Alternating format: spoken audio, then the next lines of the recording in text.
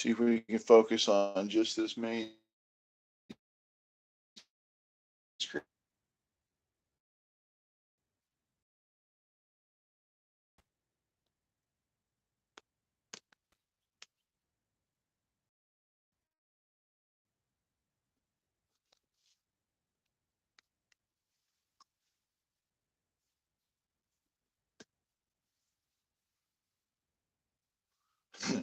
It's kind of a pain in the ass.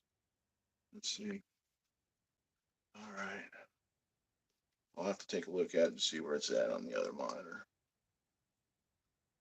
Don't look at the screen right now. You'll get dizzy. Out a little bit.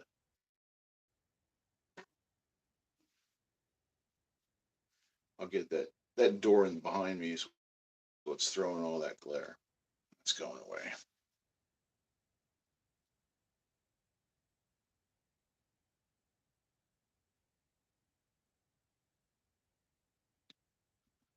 All right.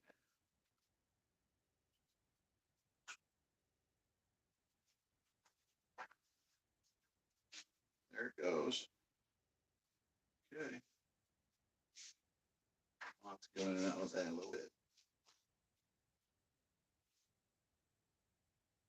Let's take a look at that on another screen.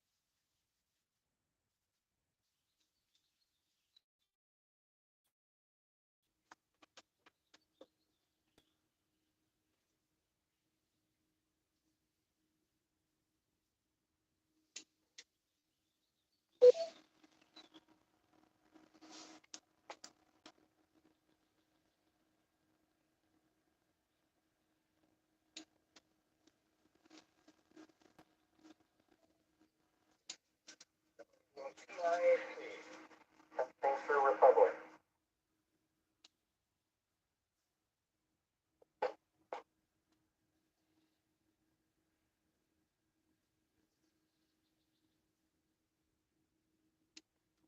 Ask you, but you're telling Zero, and then you two,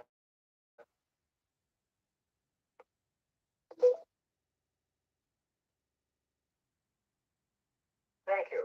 Yeah, I was just testing a antenna and so forth. WD8PIC, Sylvania, Ohio, just west of Toledo. I'm always able to get into the repeater. I just was checking it this morning.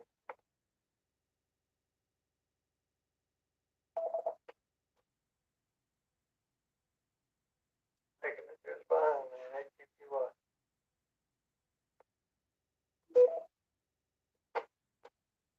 Yeah, thank you. Thank you very much. WD8PIC.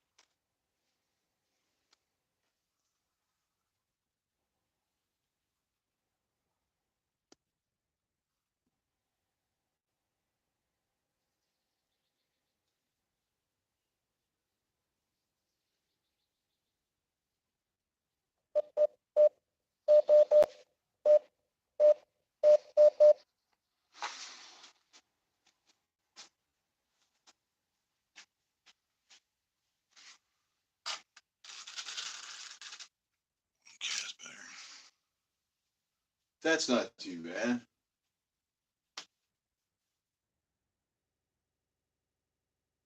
Any second now. And at XLQ. WB8REI, Jeff here in Tiffin. Welcome to the North Central Ohio Information and Traffic Net.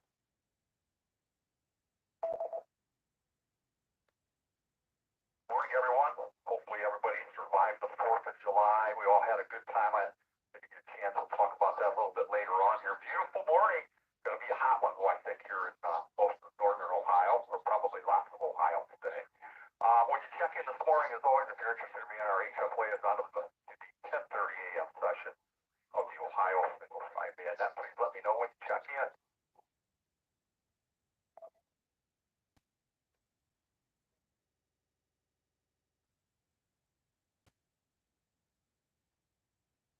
Go along in the net here this morning, we're going to talk about a little bit. We'll get into the radio. We're going to talk about for the next week. It's going to be east to MT 991A. It'll be fun. We'll get into that. We'll talk about what diagram we're going to be looking at, all that kind of stuff here as we get further into it now. Lots of good stuff to share with you this morning, so let's get started. Wow, I forgot to turn him up. And as always, we'll go by repeater. So first of all, anybody on either of the two Republic repeaters with or without traffic, call now. Kilo Echo 8, Victor Juliet, good morning, Jeff. Tom and Nevada, no traffic. Good traffic. Everybody at the same time.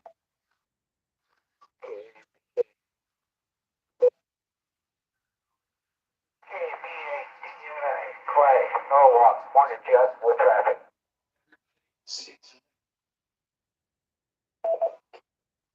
Whiskey Alpha 8, Juliet Bravo Tango, Bob and Sandusky, good morning. Here we go. This is Kilo Echo 8, Echo Romeo November. Jim and Tiffin, no traffic, good morning, Jeff. Good morning, Whiskey Delta 8, Papa, India, Charlie.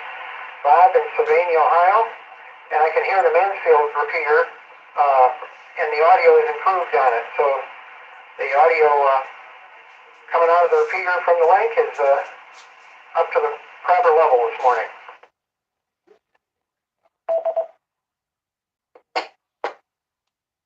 Good morning, Jeff. Kilo Charlie 8, Papa Bravo Uniform, KCA PBU, Dan and Nashville. Good morning, Jeff. Kilo Charlie 8, Foxtrot Charlie Echo, Mike, Rising Sun, no traffic.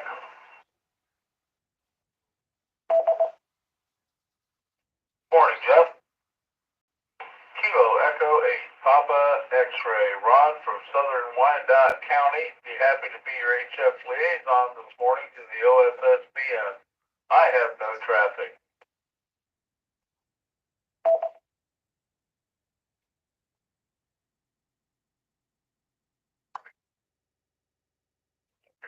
Nice group. Hey, Ron first. KD8PX, good morning, Ron. And thanks for being our HF liaison this morning. Currently, I have no traffic listed. We'll see what happens as we go along. Thanks for doing that, Ron. And let's see, we got a nice long list of check-ins here. Kilo Echo 8, Victor, Juliet, Victor. Good morning, Tom. Nice signal. K88LKN. Hi, Frank. Sounding good. KD8DNA. Good morning, Clay. Nice signal. WA8JDT. Good morning, Bob. Sounding good. We'll be talking to Bob a little bit here. KE8ERN. Good morning, Jim. Good signal, Jim. And we'll also be talking to Jim here a little bit. WD8PIC. Good morning, Bob. Sounding good from up near Sylvania. Thank you for the audio, or for the report on the Mansfield repeater, by the way. Sounds like the audio sounded good there, so appreciate that, Bob. Hey, good morning, Dan. KC8PDU, good signal, Dan. We'll talk to Dan here in a little bit. Hey, good morning, Mike. Kilo Charlie 8, Foxtrot Charlie Echo and Rising Sun. Nice signal, Mike. Good to hear you this morning. Anyone else on either of the two Republic repeaters? Call now. Kilo Charlie 8, Whiskey Hotel, Lincoln Republic, no traffic. Morning, Joe. Good audio.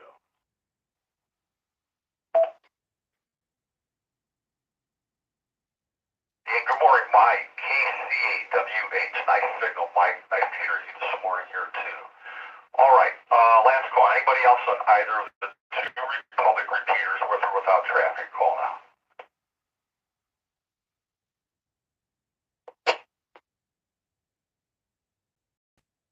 Hey, anybody on the 4 repeater? That's the 443.625 repeater. Call now.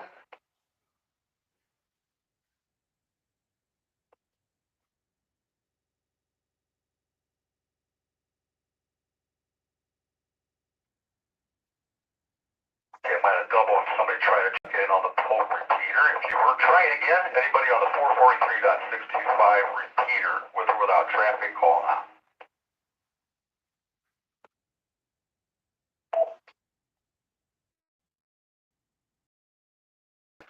A little bit here. How about the Mansfield repeater?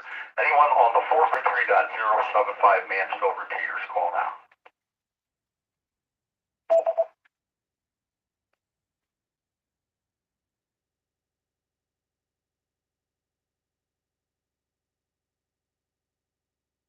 Money on the Berlin Heights repeater, 146.805, the 442.675, or the 6-meter 53.29 repeaters, call now.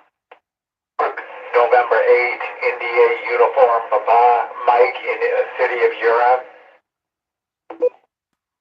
Morning, everybody. Thank you, Florence Township. Yeah.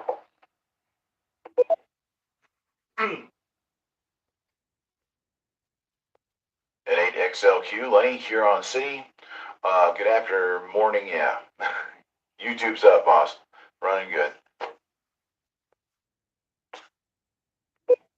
WH Mobile, no traffic.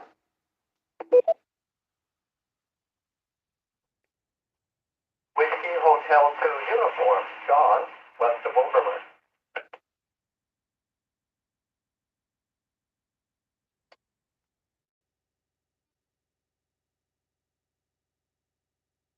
Ice Group. November 8, India Uniform Papa. Good morning, Mike. It's Huron. Nice signal, Mike. Have you checked in here before? This is November 8, India Uniform Papa. It's been a long time. City of Huron, go ahead. Okay. Well, good morning, Mike. Yeah, I just not used to hearing your call sign. You got him on the list there, Jim? No, he's not. I'm going to add him right now. Release Bell. I haven't made it down through the database yet, but I'm going to get him in there. Back to you, KE8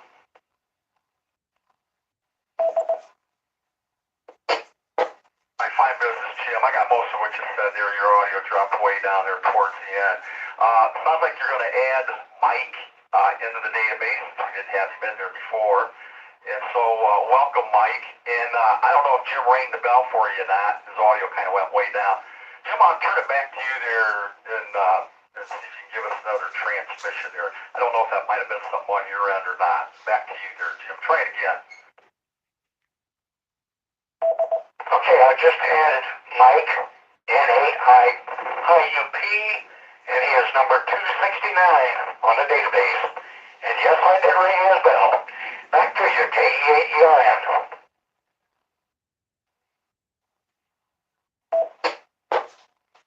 All right, fine business, Jim. And thanks for doing that. Yeah, I don't know if it could be a whole bunch of things. I'm sure. I don't know if maybe something in your microphone or if you moved your head away from your mic. But your last transmission was real good there. Your audio come right up there. So welcome, Mike. If you were in the you were in the database before. You are in it now. And welcome to the net number 269. And good to have you here, Mike. Real quick, what are you using for a radio and an antenna?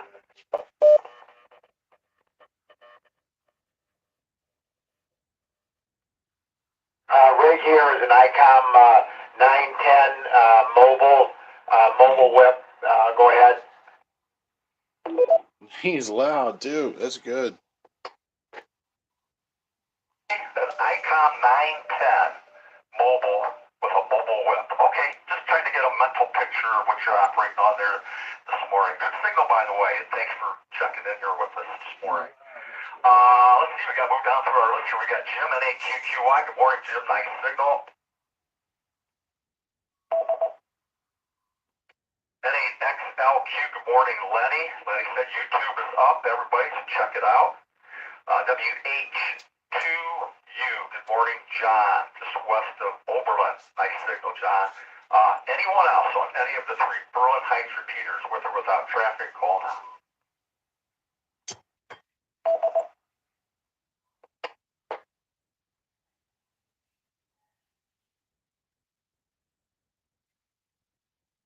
All right, how about the Elyria repeater? Anybody on the 443.9875 repeater with or without traffic, call now.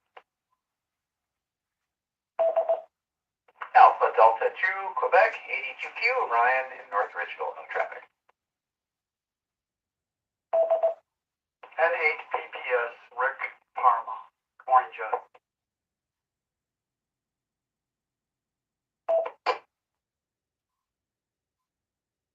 Right, two fine gentlemen there. Alpha Delta 2, Quebec, good morning, Ryan. Nice signal from North Ridgeville, sound great. And you too, Rick, NAPPS in Parma, nice signal, Rick. Thanks for checking in with us this morning. Anybody else on the Elyria repeater, call now.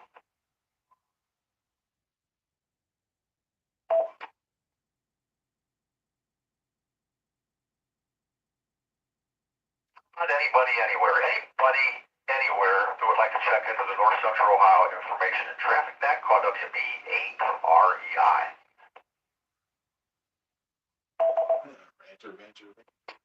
Kilo 8, Charlie, Victor, Mike, Mobile, K8CVM, Chuck, Parma Heights. Good signal, Chuck. Whiskey 8, Tango, Tango, Foxtrot, Mike, downtown Huron on my little HT. Morning, Jeff. Okay, see if you can hit my antenna. Hi. Morning, Scott. Alpha Charlie 8 Sierra Bravo. Nice signal from Finley, Scott. Thanks for checking in. And good morning, Mike. WATTF on the HT downtown Huron. Great signal from the HT. Mike, thanks for checking in with us this morning. Anyone else anywhere before we get started, call now.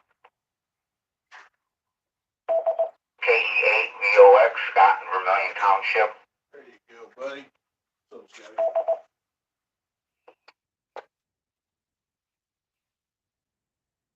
Good morning, Scott. Kilo Echo 8, Victor Oscar X-Ray in Vermillion Township. Good signal, Scott. Thanks for checking in. Anyone else?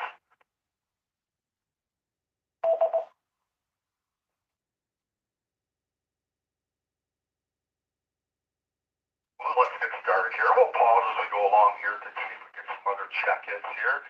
All right, let's take a look at the WWV report here. First out this morning, the solar terrestrial indices for yesterday's date, July the 4th. The solar flux, 167. The estimated planetary A index was 4.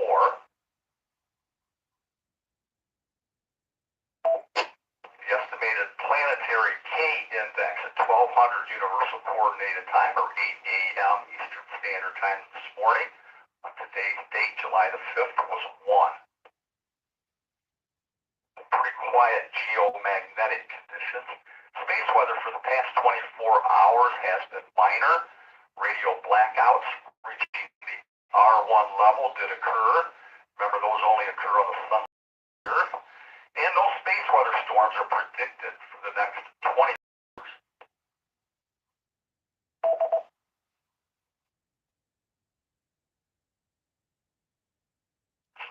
Take a look here at the space weather information here. And let's see here. So we're looking at a solar wind speed, pretty average, about 360 kilometers per second. And like I said, it's kind of been the average we've noticed over the last 4 or 5 years. We had some solar flares earlier this morning, would have been about 7 a.m. this morning, a Class C8 flare. That's not a very big flare. Anything on the Class C Observatory. Those are pretty minor, but there was one right around 10 minutes after 7 this morning. Lots of sunspots on the sun. Right now the sunspot number is 121.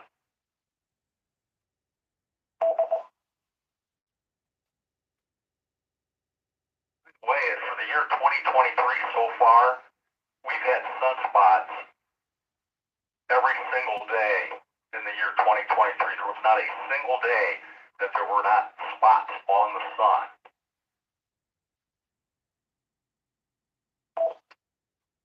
So let's see what's happening here space weather-wise, since that affects our HF propagation considerably. Helps to give you a little heads up on what to expect maybe down the road. So NOAA forecasters say that G1 class geomagnetic storms are possible, and that'll be on July the 7th.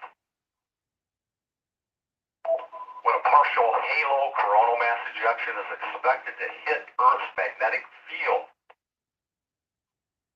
So it was hurled in our direction yesterday by an explosion in the magnetic canopy of sunspot AR 3359.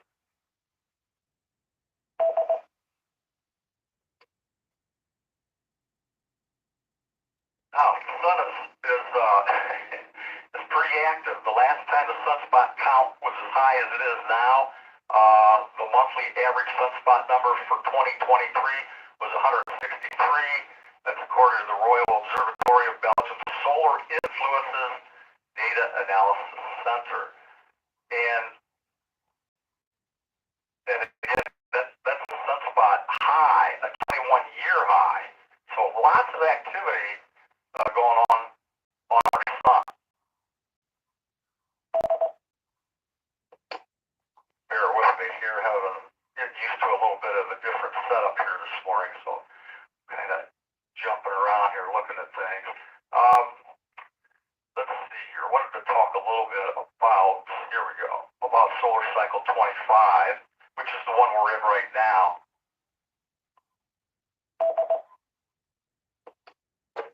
Cycle 25 was not expected to be as strong as it is. When it began in December of 2019, forecasters believed it would be a weak cycle, much like the immediate predecessor, solar cycle 24. And we talked about that over the last few years. I don't know if you guys remember. We talked about some of the forecasting models. And so if that forecast had panned out, solar cycle 25 would be one of the weakest solar cycles in a century. However, instead, solar cycle 25 is shot past solar cycle 24 and may be on pace to rival some of the stronger cycles of the 20th century. So the last time sunspot numbers were this high, the sun was on the verge of launching the great Halloween storms of 2003, which included the strongest X-ray solar flare ever recorded, an X45. I didn't even know they could record it that high. Auroras as far south as Texas, and a coronal mass ejection so powerful it was ultimately detected by the Voyager spacecraft at the edge of the solar system. So things are looking really good for solar cycle 25. That's really good news for all of us radio operators.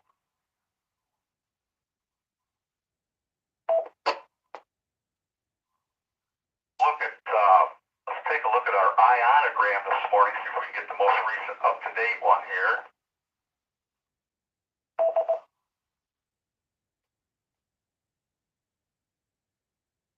All right, so we're going to pull up Alpena, Michigan. That's the one kind of closest to us. And we're going to look for the month of July here. Today's date, July the 5th.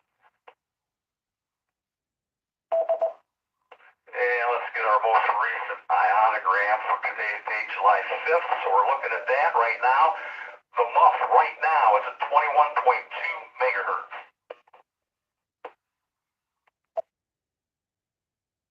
And of course we have three pretty well distinct layers here this morning. So the highest layer, the F2 layer, the critical frequency is 7.125 megahertz. Critical frequency of the F1 layer is 5.1 megahertz. So we have an F1 and F2 layer here already this morning. Of course, at nighttime, they combine to make just the F2 layer. And then we also have an E layer. And the critical frequency of the E layer this morning is 3.6 megahertz.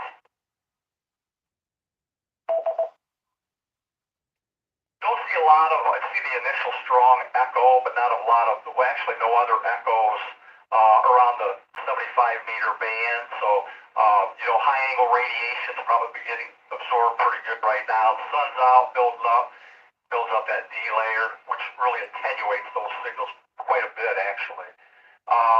And so, again, the critical frequency is 7.125 megahertz. So you could get a little bit, just a tad of pretty good high angle radiation that propagates locally or regionally here. Fairly decent on the very low end of the 40 meter band.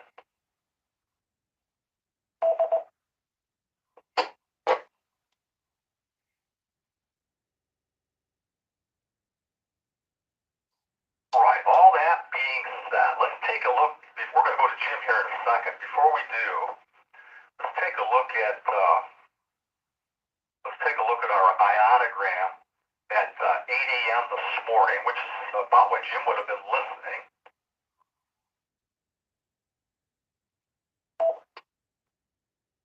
Right, so we're going to pull up the ionogram from Alpena, Michigan.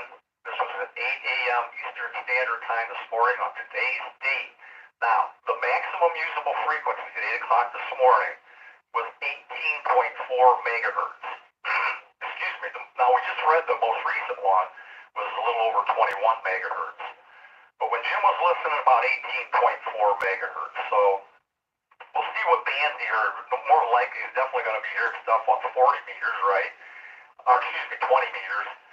And I doubt he's hearing anything on 15. If it would be, it'd probably be pretty weak. But we'll see what happens. We'll see what kind of report we get from him.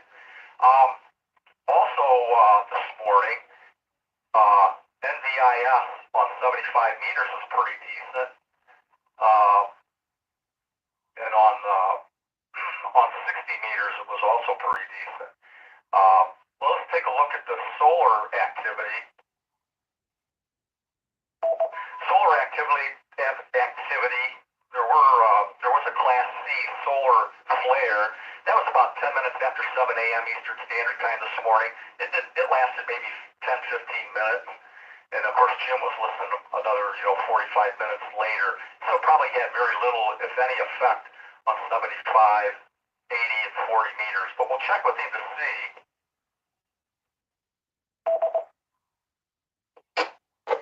Probably grinning right now here because I'm trying to take a stab at some of this stuff here. We'll see how it pans out. Now, just for reference, and Jim might correct me on this, but I think I got the numbers right. Last week, on 80 meters, Jim had an S6 noise floor at the high end of 80 meters, and he had an S3 noise floor at the low end of 80 meters. And then on 40 meters, Jim had an S4.5 on the high end of 40, and he had an S1, pretty quiet, on the low end of 40. Now that's if I recorded it right. Maybe Jim can correct me on that, but just as for a reference. So that being said, let's flip it over there to Jim and see what he experienced on the HF, listening to the DX HF beacons all around the world this morning. KE8ERN, I'll turn it over to you. This is WB8REI. Your most useful frequency there kind of mystifies me a bit. I had no beacons heard on 17, 15, 12, and 10 meters. Or 10, meters. I did have 11 beacons on 20 meters, but they were really weak except for one, and that was Inuvik in Canada. He was coming in really solid, but the others I could just barely tell they were there. And as far as on 40 meters, it was really quiet on both high end and low end, no noise at all. And there was a lot of communications on 40 meters. And 80 meters,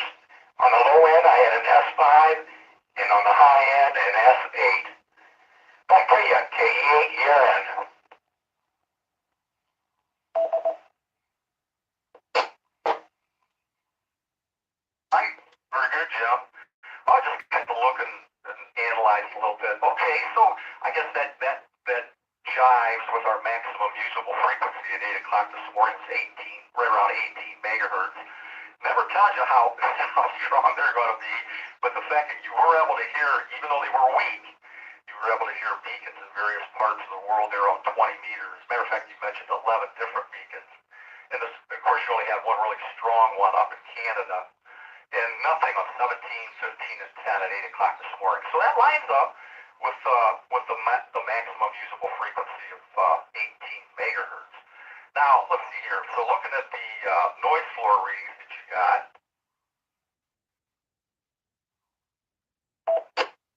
let's see, on, on 40 meters, you said it's really quiet, high and low end. So that's a big improvement over your noise floor for 3 meters last week, where you had a recording of about an S4.5 noise floor on the high end of 40 and an S1 on the low end. Also, too, on 80 meters, you recorded an S5 at the low end, and which is just a tad higher than it is higher than what you had last week. You had an S3 at the low end, and you had an S8 this morning on the high end of 80 meters.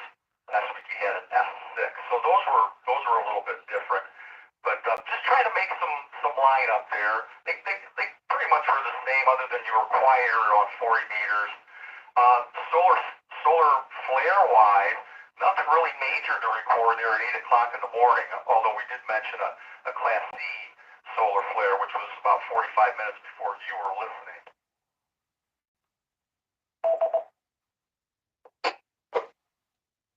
Just trying to learn some terminology, trying to match some things up, trying to make some sense of these numbers. It's some of it gets a little bit tricky for sure. So we're just trying to find some meaning in the numbers. All right, before we continue, are there any other stations that would like to check in with or without traffic? Anybody else have any comments, queries about what we're doing here this morning, or anything? Call now.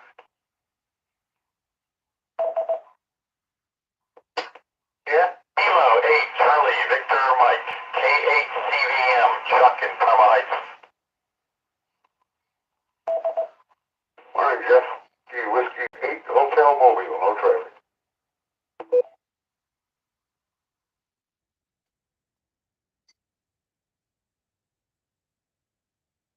K8, Charlie, Victor, Mike, Height, Chuck, got you, nice signal, Parma Heights, Height, Gary, WW8H, got you, Gary, nice signal, anyone else? November 8th, Foxtrot, Mike, Juliet, good morning.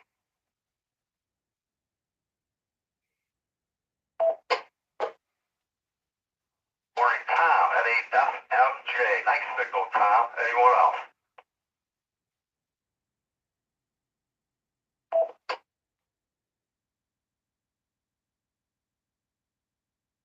All right, sounds pretty quiet. Let's stand by a second.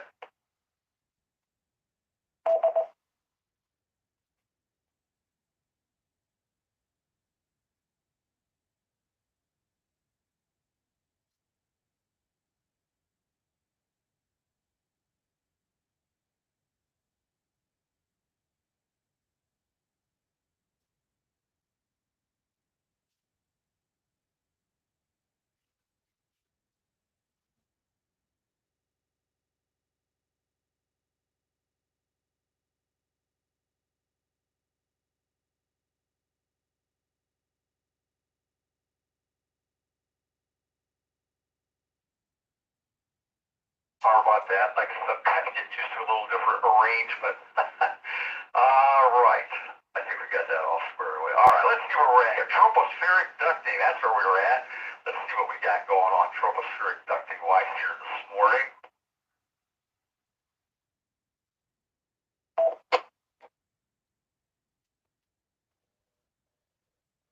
And let's see here. Oh, I clicked through everything. As always, over Lake Erie, you got those pretty strong to very strong conditions.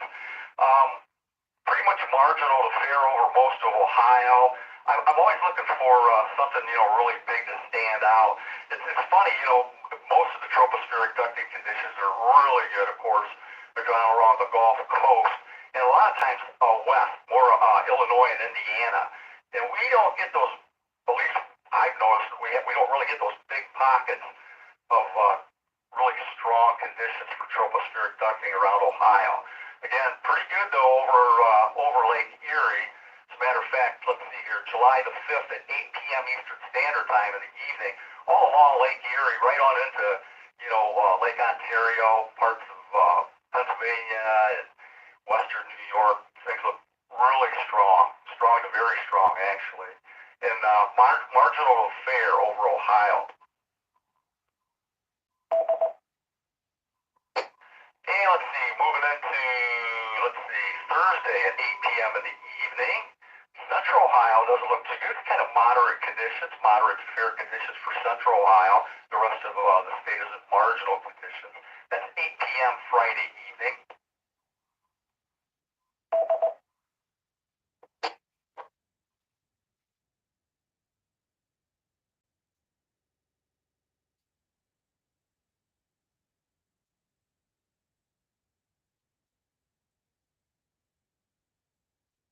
It stays pretty marginal to fair for the most part. You get up to early hours of Sunday morning, July the 9th. Awesome conditions, again, strong to very strong to intense over all of Lake Erie. In the very northeastern part of Ohio, you get some pretty strong conditions there as well. And then most of like northwest Ohio, north central Ohio are in fair to moderate conditions.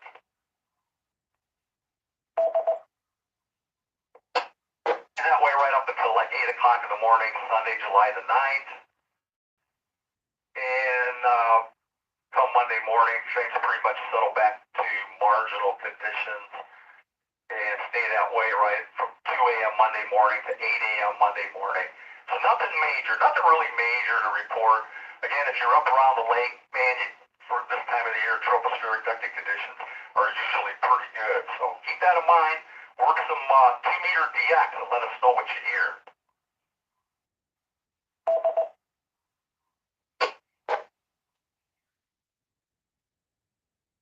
Not much to report from the International Space Station, looking at their current page.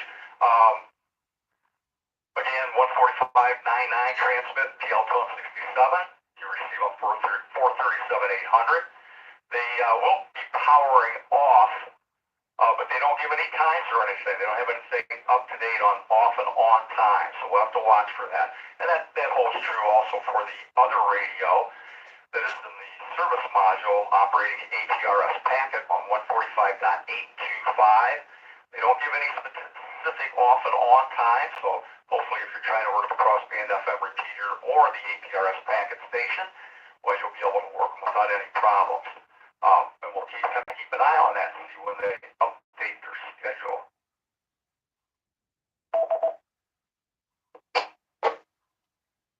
And let's see, no school contacts to report either. No school contacts to really pass along here this morning either. All right, I'm going to go over to Dan here in just a second. Before we do, are there any other stations with or without traffic calling out?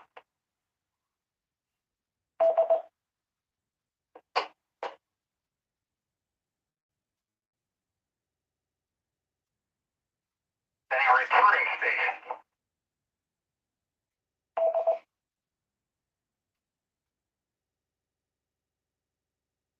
Let's kind of dance through this morning. PDU, if you're ready to go, I'm going to turn it over to you.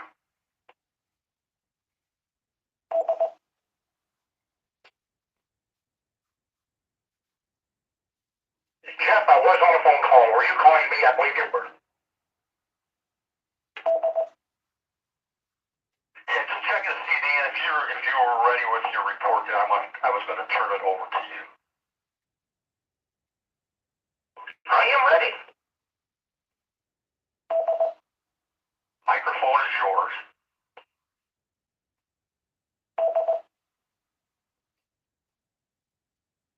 Okay, Jeff, appreciate that. Sorry about the little interruption there. It's like the phone never stops sometimes. Okay, we'll start out with some weather forecast.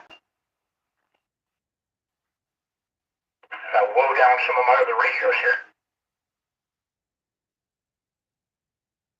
Okay, forecast for Bascom. Today, sunny, high of 90 degrees. Tonight, mostly clear. There's a chance of thunderstorms. Low of 70. Thursday, a chance of thunderstorms and then thunderstorms. And they're talking about an 80% chance of thunderstorms for tomorrow. Thursday night, showers and then a chance of showers. 80% chance there also with a low of 64.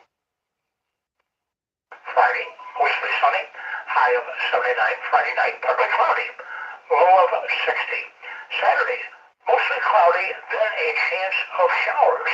30% chance is all, with a high of 80. Saturday night, chance of showers. That would be a 50% chance of showers. And a low of 63. And Saturday night is our local fire department's festival, so I hope we are on the better side of that 50%.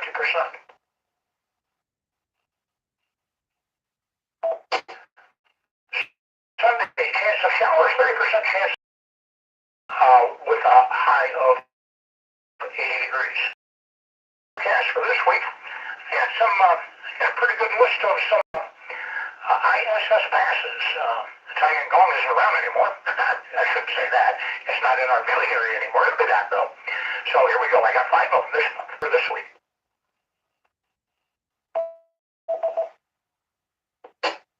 Number 1 is the ISS. These are all ISS, by the way. Monday, July 10th. 10:21 p.m. 10:27 p.m. It exits. Enters from the south. Exits out the east. Maximum elevation of 30 degrees with a magnitude of a negative 3.6.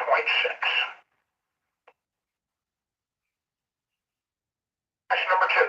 Same day, July 10th, just an hour or so later here.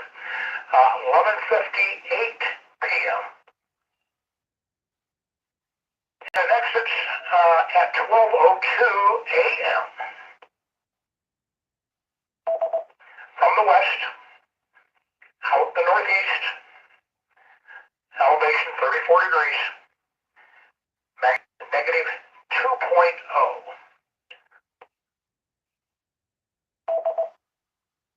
Pass number 3, Tuesday, July 11th, 4:50 a.m. That's your kind of pass there, Jeff. How do you feel we're early for you? 4:50 a.m. Exits at 4:56 a.m. The enters from the northwest. Exits out the east-southeast. Maximum elevation 54 degrees with a magnitude of a negative 2.6. Number 4 pass. Of course, these are all ISS. Same day, Tuesday, July 11th. 11:07 p.m. Enters. 11:13 p.m. Exits. Enters from the west-southwest. Exits out the northeast.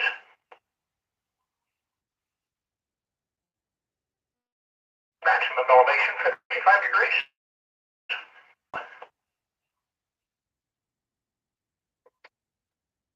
And last one, we got pass number 5. This will get the Jeff that day started for us real well. Wednesday, July 12th.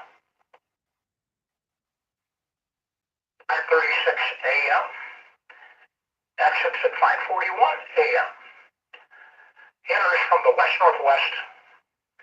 Exits out the south-southeast. Maximum elevation 31 degrees and a magnitude of a negative 3.4.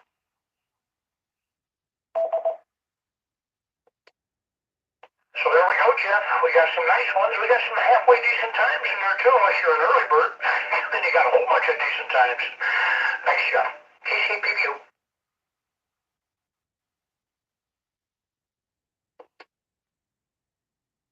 And very good. Thanks for all the nice passes. Got them all jotted down here. That's kind of neat here. We got two of them, 2 days there where we got two nice passes picked out. So good opportunities to check those out. And just looking at some of the weather forecasts. Of course, these start on July the 10th. Hopefully we'll have some clear skies. We'll be able to see some of them. Yeah, I like the early one. I like that one on Wednesday, 5:36 a.m. We'll be up definitely to see that one. The one on the 11th there at 4:50 a.m. That one's going to be a little bit touchy for me. Probably won't be up quite yet, but sometimes you never know. Anyway, good passes. Dan, thanks for putting that all together. And thanks for the weather forecasting there for us too. And geez, hope things do hold out there for the local fire department festival there at Bascom on Saturday. Yeah, hopefully we won't get any rain for them. Keep our fingers crossed. All right. Before we go to Bob.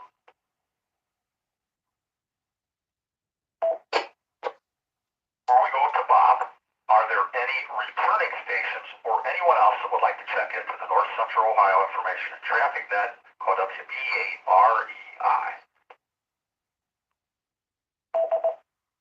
This is KDA-OUR, Scott and Fremont.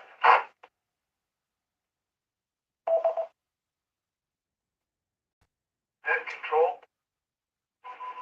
KE8PX returning from the OSSBN. I have no traffic.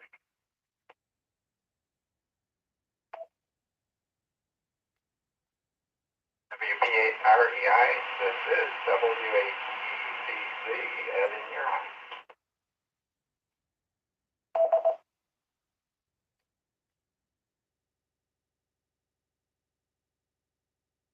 Right.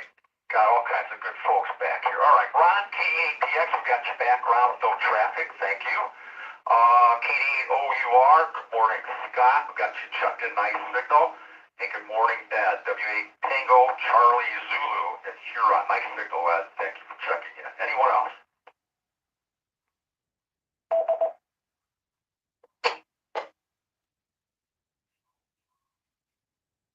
All right, let's see what Bob's up to here this morning. WAJBT, good morning, Bob. What you got for us?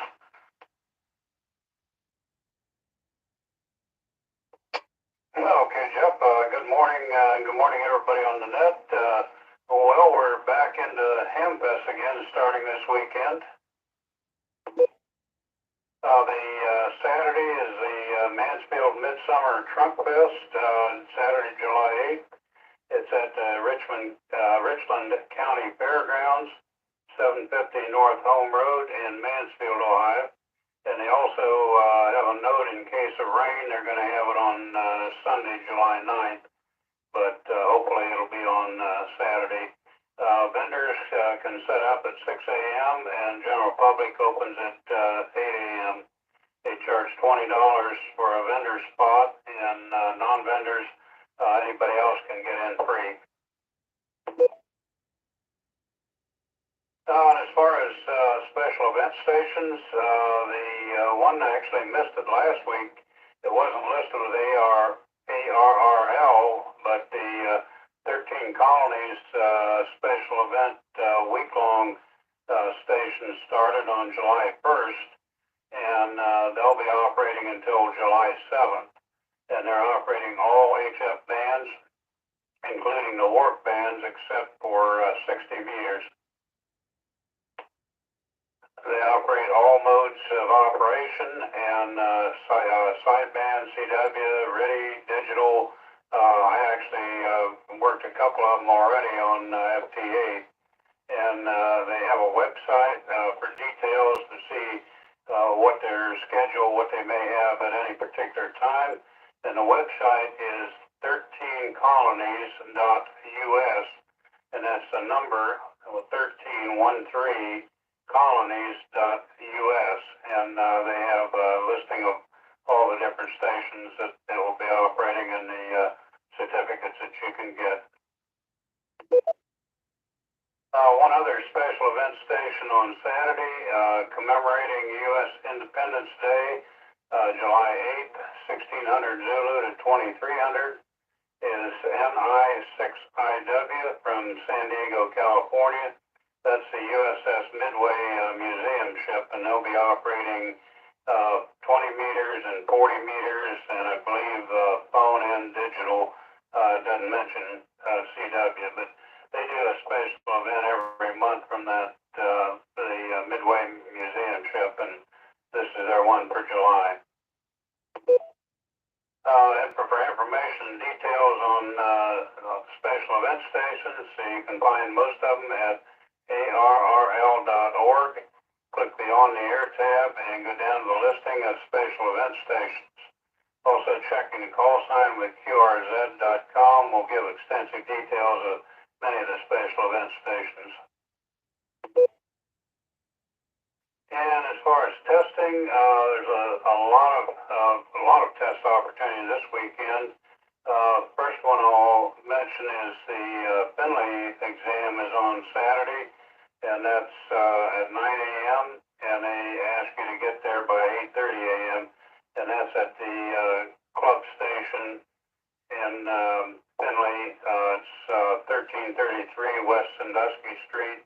Finley at their club with the right off of I-75, and you can see all the antennas, so anytime you're going by, it's easy to spot. They also got an email from them. They're going to start having 2 sessions a month. They're going to have another one later this month on July 27th. It'll be in the evening, and it'll be on Thursday, July 27th at 7 p.m. and they ask you to get there at 6:30, and they do allow walk-ins. You can, but you should call and check in. Roger Weath is a contact, and his number is 419-581-7037.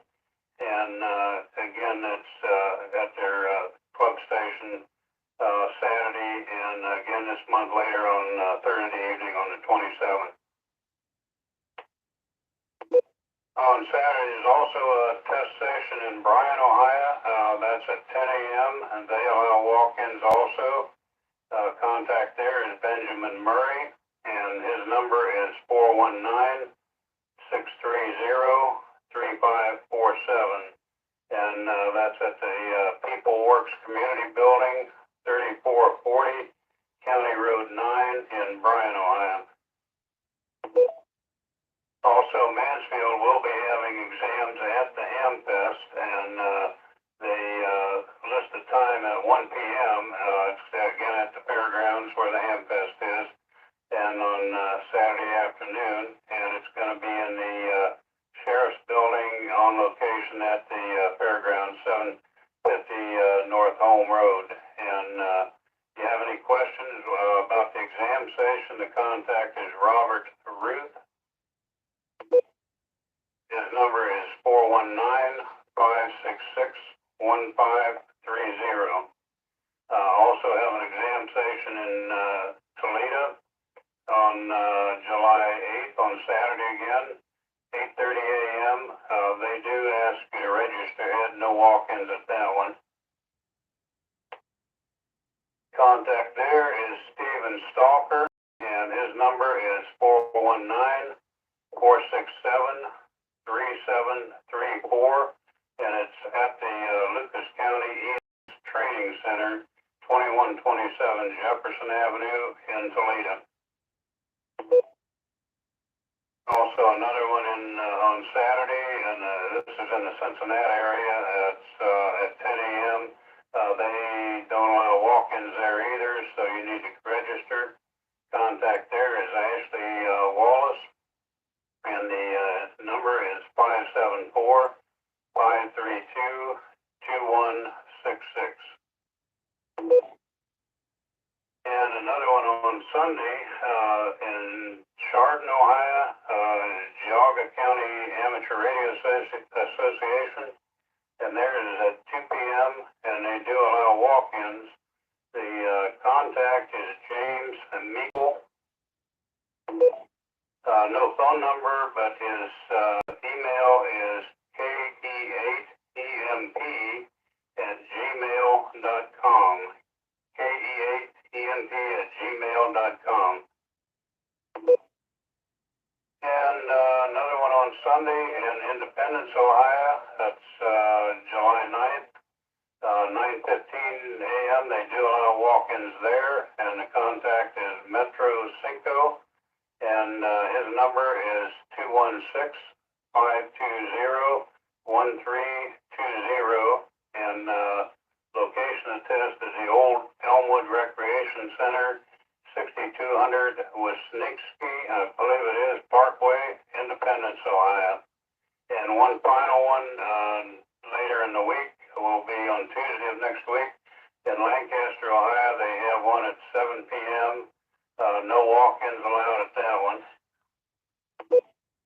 And the contact there is Jared Combs. And again, an email address, no phone number, but his email is KE8MBL, Mary Baker Lucas, and at Outlook.com. And the location, the Grace Community Church and Fellowship, 904 East Main Street, Lancaster, Ohio. And as always, there's still about 24 different groups that do online testing, and they're listed at the arrl.org website under licensing, education, and training. There's a test station almost every day, and sometimes they have several of them a day. You can check the times at the arrl.org or hamstudy.org is probably they have a better way to search and show the in-person and online exams. So with that, I'll turn it back to you, Jeff, WA-JBT.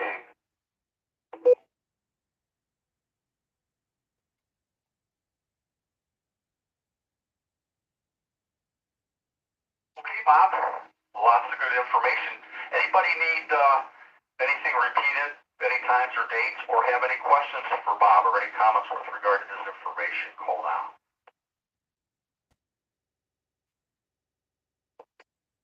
AC8SB with a comment, Jeff. Hi, Scott. AC8SB, go ahead.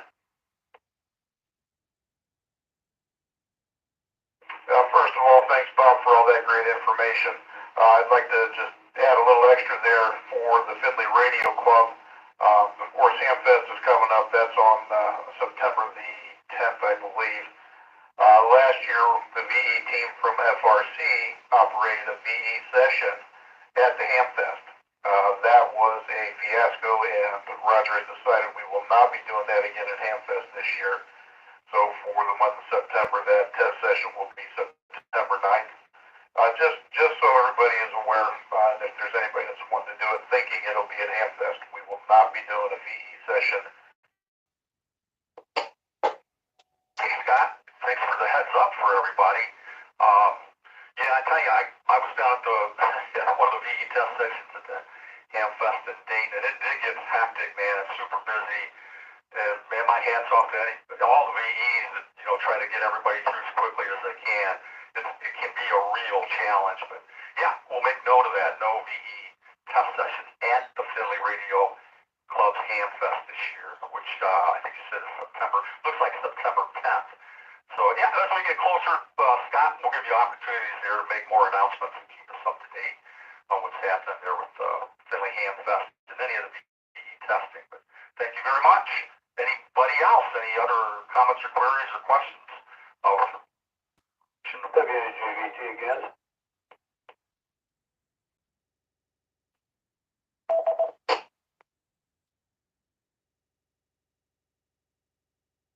WAJVT with a comment again, Jeff. You mentioned the 13 colonies, which has been going on here already. And we'll continue. Just a little bit longer to go here yet. I've already heard some guys locally here that's already done all the 13 colonies and I think a couple of the other bonus stations there too. So pretty popular event, and a lot of people do enjoy it. Also, later here down the road here, I'm going to touch just a little bit on something Bobby mentioned last week about the World War I code talkers. We always talk about the World War II code talkers. And so I just dug up a little information on some of the history of the World War I code talkers and what they're all about. So we'll get into that here a little bit later. But anyway, all good information. Appreciate it, Bob. Before we continue, are there any other stations with or without traffic? Call now.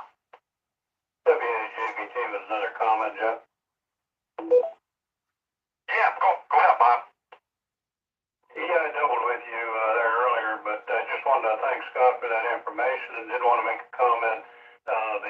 Finley seems to be doing more exams probably than any other group. Most of the groups set them up for maybe once every other month or every 3 months, and now with the email I got from Roger, they're going to be doing 2 exams a month. So they do a pretty extensive exam session, and one in the evening and one on the Saturdays. So, and I understand not trying to do it during the Ham Fest. So, but at least it'll be the day before, and a lot of people come early and spend the night there anyway. So, with that, back to you, Jeff, WAJBT.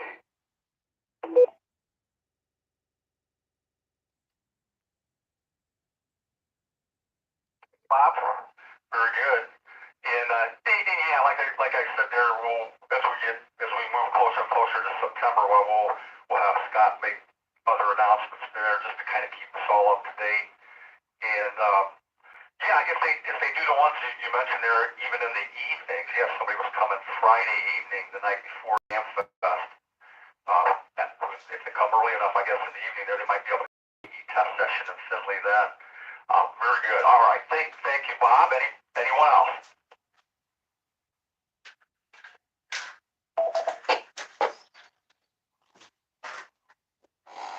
Any other check-ins? Anybody else with or without traffic? Call now.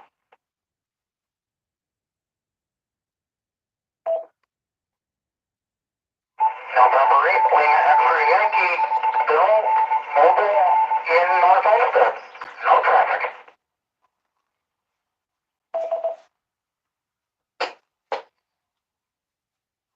Hi, Bill.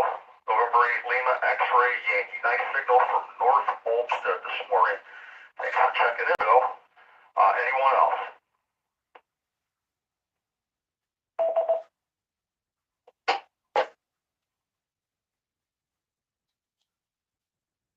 Let's take a look at the swap shop. Nice stuff out there. I always talk about, or try to mention every now and then, some information on shortwave listening.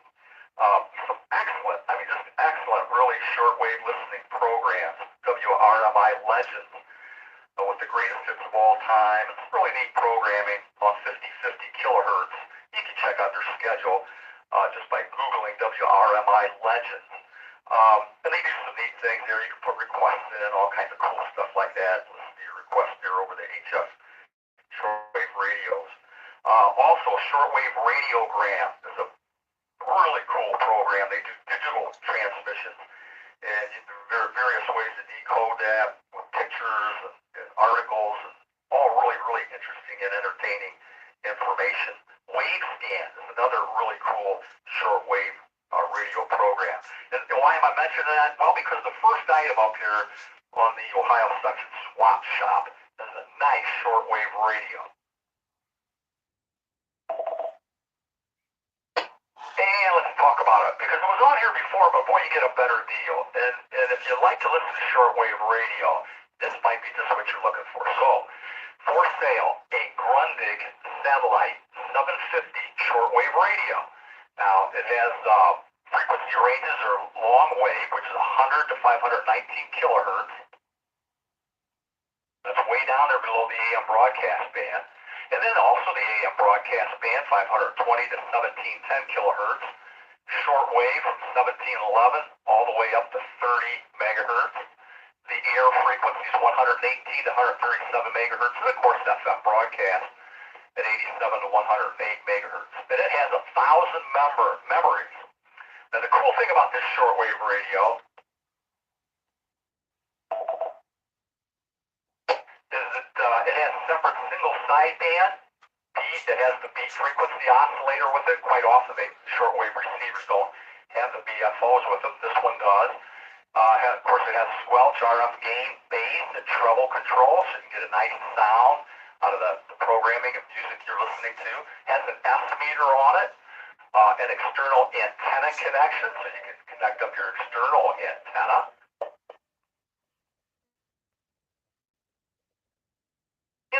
AC supply. It also has batteries. The manual is included.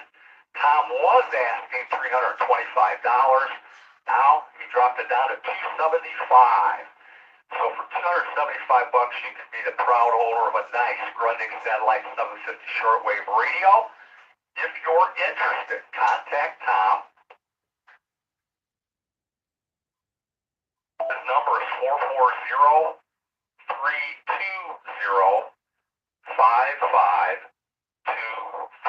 Again, Tom's number is 440-320-5523.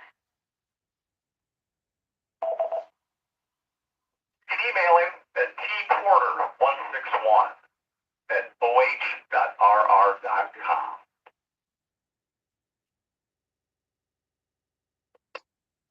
REI for identification. We're here at the Ohio Section Swap Shop for sale. 2 walks-on KG UV8 Delta handheld radios. Again, there are 2 walks-on KG UV8Ds. Great working condition. They come with desk chargers.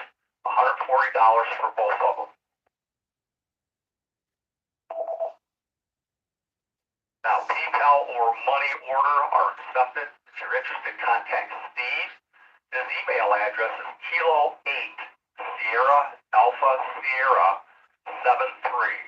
Again, his email is KASAS73@gmail.com.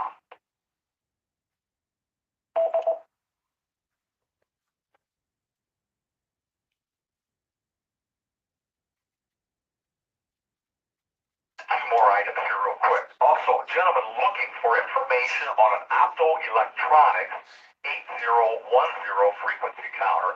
He's looking for a user manual or a schematic. So if you get something of that model or even close to it, there's other ones that are close like the 8010.2 or the .3.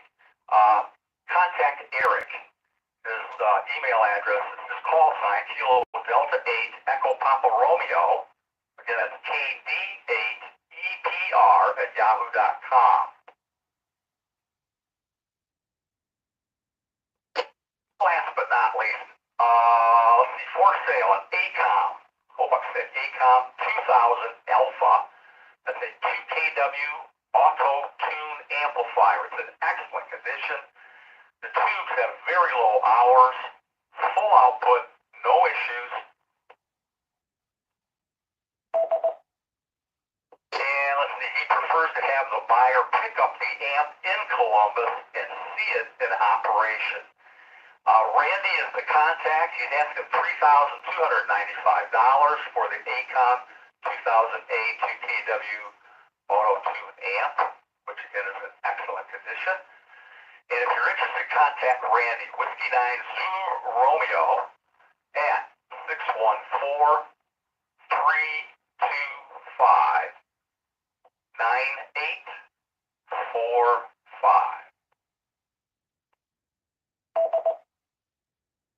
Really nice stuff up at the Ohio Section Swap Shop. Check it out. If you got something you want to sell, trade, or give away, or if your club's doing a fundraiser, well, you can put that all up there. All the terms and conditions are at the website. Just Google Ohio Section Swap and Shop, and you'll find all the information there.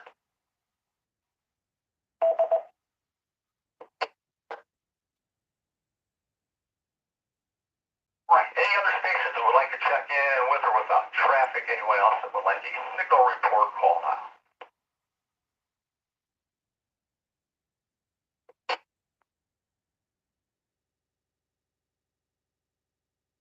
Right. Let's take a look at what's going on around the Ohio section.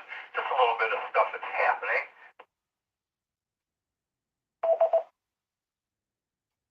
And let's see here. Well, Bob's already mentioned Mansfield, but just a little bit of added information to that.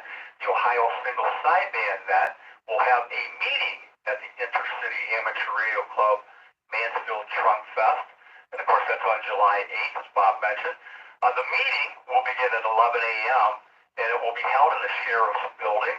And for updates or any changes, keep checked into the net.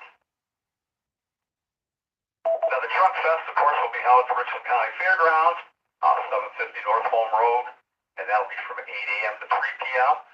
The entrance is on the Home Road side, or on, excuse me, it is on Home Road, and you can talk in on 146.94 with a PL tone of 71.9. And this is from our Ohio Section Traffic Manager, Dave Maynard, WA3 Echo Zulu November. Dave says he hopes to see everybody there.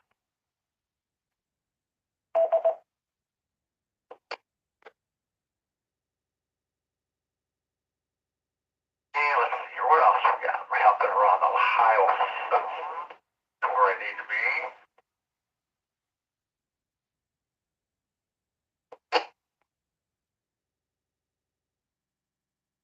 Northeast Ohio Amateur Radio Roundup. Sounds like a fun activity. So a day full of fun for amateur radio enthusiasts.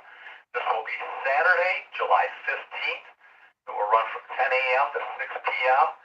At the Harry Meshel Picnic Area in Lake Milton State Park. Now, it looks like they're going to do a Parks on the Air. They're going to cover antenna building and experimenting, eyeball QSOs and rag chews, show and tell. All ham radio activities are welcome. Lunch is provided, it says. Door prizes and free admission. Also at 2 p.m. they'll have a fox hunt with a first place prize. And so this is all presented by the Western Reserve Amateur Radio Club, WAWRC. So if you're in that area of Ohio, you might want to check that out. Again, that's the Northeast Ohio Amateur Radio Roundup, Saturday, July 15th from 10 a.m. to 6 p.m. at the Harry Meshel Picnic Area at the Lake Milton State Park. Sounds like a lot of fun.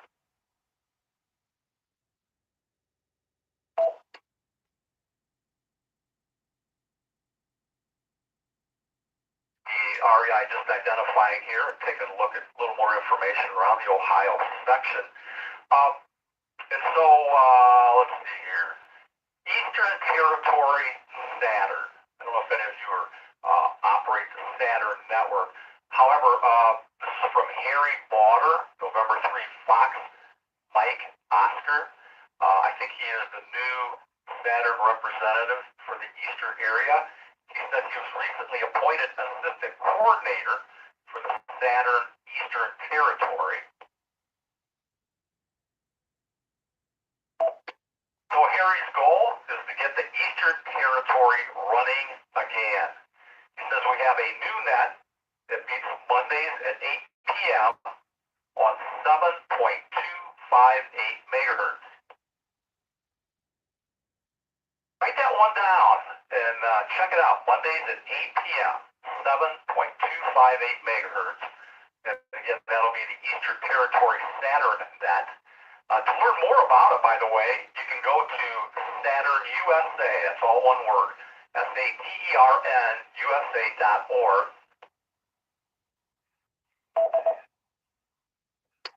There's also a link to disaster services there. And that, again, was Harry Bauder, November 3 Foxtrot Mike Oscar. And he's the new assistant coordinator of the Saturn Eastern Territory.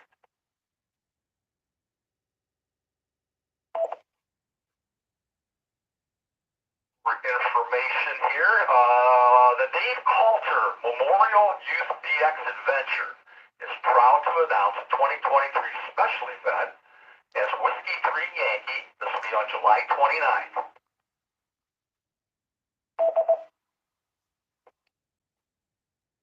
K3LR Contest Group is hosting these people.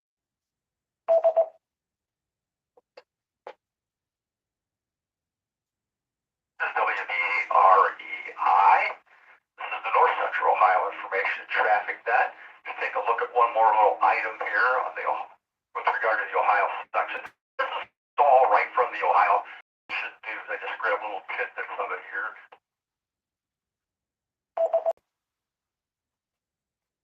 I like to look at Bill, Alpha Juliet A. Bravo's information on he always writes an article in the Ohio DX this week.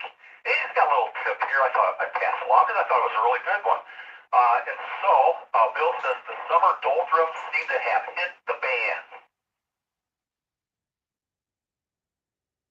Says you can work some DX, but it's a slugfest. However, the gray line, plus or minus an hour, are reaping benefits. Keep your eye on that time frame and have fun.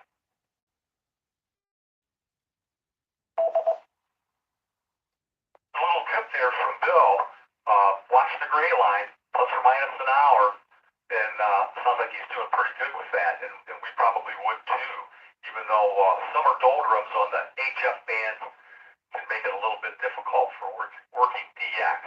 Working the gray line is the way to go. If you've never done that before or wonder what that's all about, just Google the gray line and you'll find out all about it.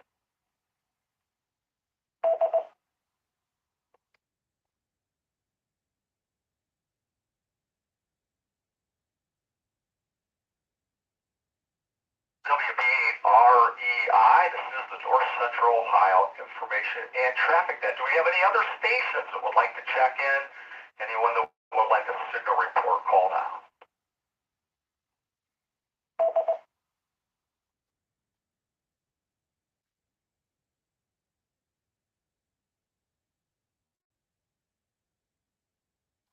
Sounds pretty quiet. Remember here, as we get here, we're going to talk about some technical stuff here a little bit. Then we're going to look into our schematic, or talk about the schematic for the Yaesu FT991A, which will be interesting. And I have another little piece of information about that, and we'll cover that when we get to it. That's more towards the end of the net.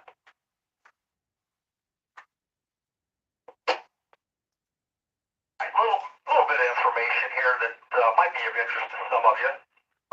This has to do with low power FM stations.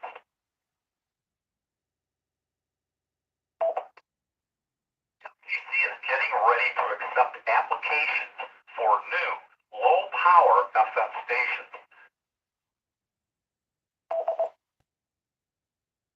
The Commission will be accepting proposals, frequencies anywhere in the FM band from channel 201 to channel 300. The last time the FCC opened a filing window for low power FM broadcast operation was in 2013. Heads up if you're somebody that always wanted to or have an organization, by the way, that wanted to operate a low power FM broadcast station. FCC data lists a little fewer than 2,000 such stations that are operating in the United States since the year 2000, when the FCC created the service. 100-watt stations engaged in non-commercial educational broadcasts. Combined commercial operations and individuals are ineligible for operation of these stations. Now, when competing applications are filed, an auction may need to occur before the allotments are decided. FCC will release filing procedures and other relevant details later. Meanwhile, prospective applicants are encouraged to monitor the Audio Division webpage on the agency's website.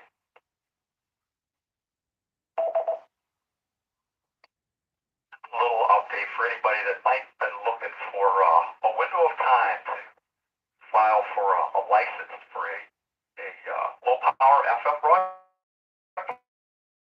station. That's kind of cool.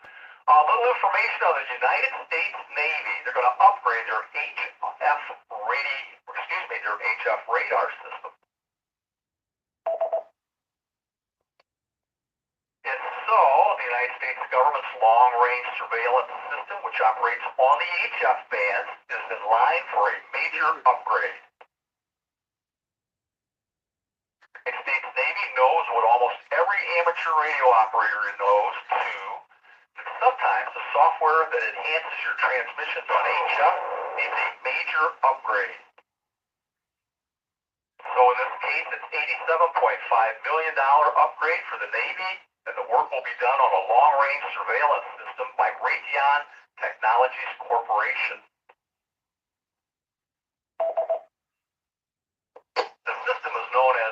ROTHR, which is short for relocatable over-the-horizon radar, and it detects and tracks surface ships and aircraft by using long-range radar in the HF part of the spectrum.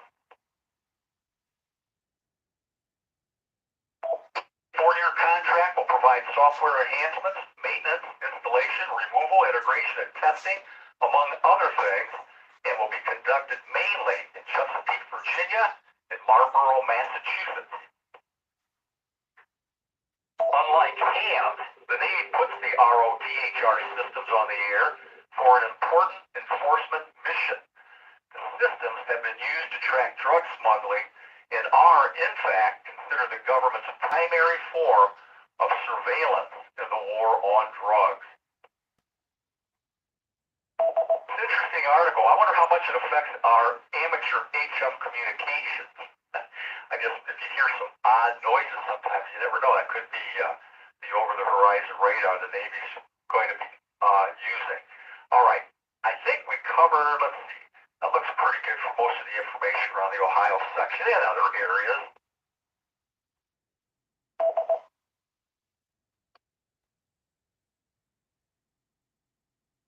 Let me do something that I mentioned earlier at the very beginning here when we were talking about special event stations that Bob had mentioned last week about the World War I code talkers.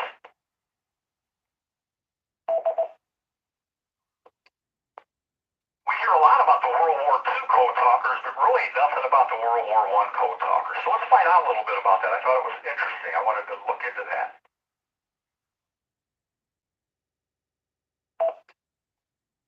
United States military codes kept being broken by the Germans in World War I. A Native American tribe came to the rescue. They just spoke their own language, which baffled the enemy and paved the way for other Native American code talkers in World War II.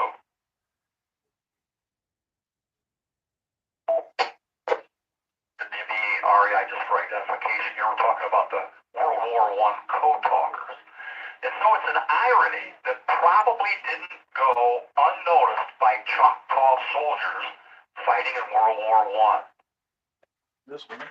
While the tribe's children were being whipped for speaking in their native tongue at schools back in Oklahoma, on the battlefields of France, the Native American language was the much-needed answer to a very big problem.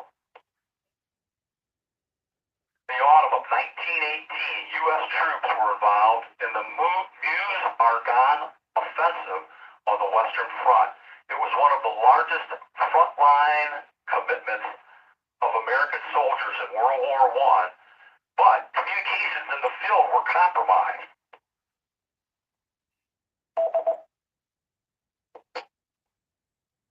I want to say that the Germans had successfully tapped telephone lines, were deciphering codes, and repeatedly capturing runners sent out to deliver messages directly.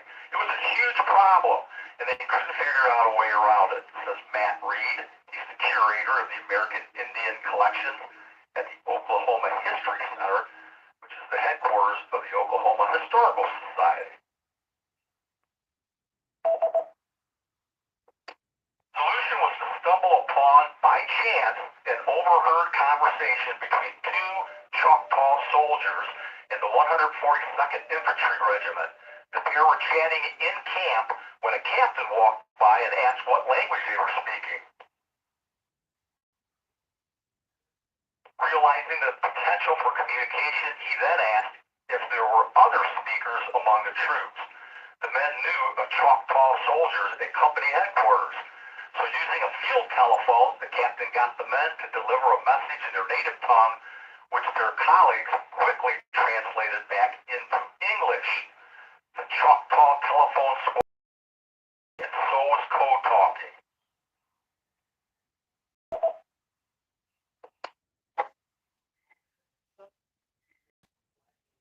It's quite an extensive article. It's got all kinds of interesting details and stuff like that that is in it. And so I'm just kind of sort of summarizing a really, really well towards the end here, it says all of the telephone squad returned home to their families, according to Mr. Meadows. For decades, their role in code talking was barely known outside the tribe, and their efforts were unrecognized. In some cases, their own wives and families knew very little. It is not Choctaw belief to talk about your own achievements. It's up to others to praise you, says Nashoba. The code talkers would not have told many stories about themselves. They regarded what they had done as just doing their duty. When my great-grandfather was interviewed for a local publication after he returned from the war, he simply said, quote, "I went to France, I saw the country, and I came back alive. Just that," end quote. However, it was also a sensitive issue for our government. It would have been difficult to explain that the very languages that they were trying to eradicate in America had been instrumental in communicating on the battlefield. The Bureau of Indian Affairs government did not emphasize their use, says Meadows. Military leaders also realized the potential of using native languages and didn't want the strategy to be widely known.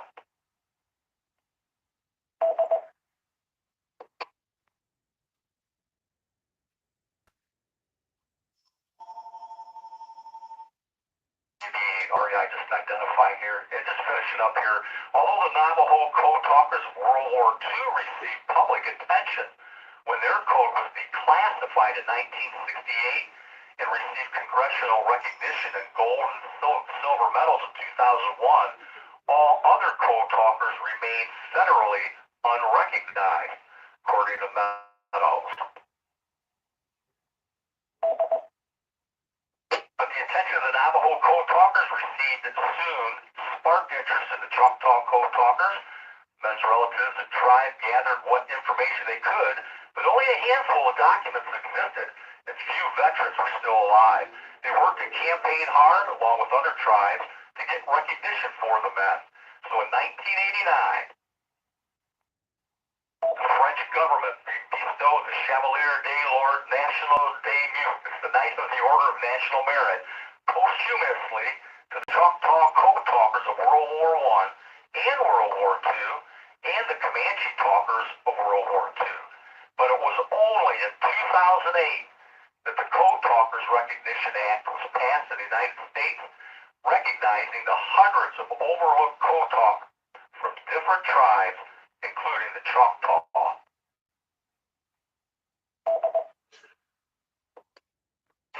In November last year, each tribal government received congressional gold medals, America's highest civilian honor.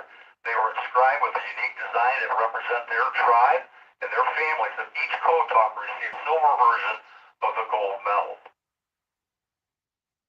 The ceremony, Senate Majority Leader Harry Reid said, in quote, "In this nation's hour of great need, Native American languages proved to have great value.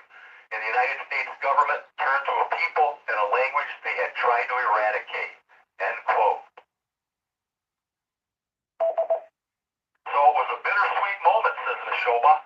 The original code talkers never got to see that day, and many of their relatives who had campaigned so hard to get recognition for them had also died. But it was also an incredible moment. I can't put into words the joy and pride we felt. Those men deserve to be honored. And at the end, it says, no one could have known that a conversation overheard by chance would end up being so significant, says Meadows.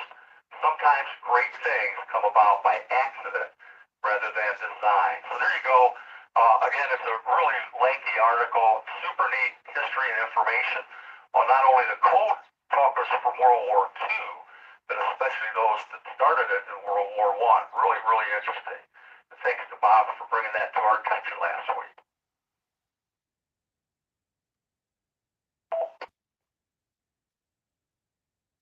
WP8REI is our Central Ohio Information Traffic Net. We're going to talk about some technical stuff here. Before we do, are there any other stations that like to check in with or without traffic going on?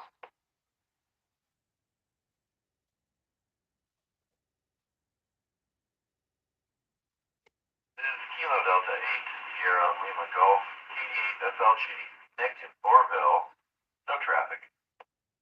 They found it.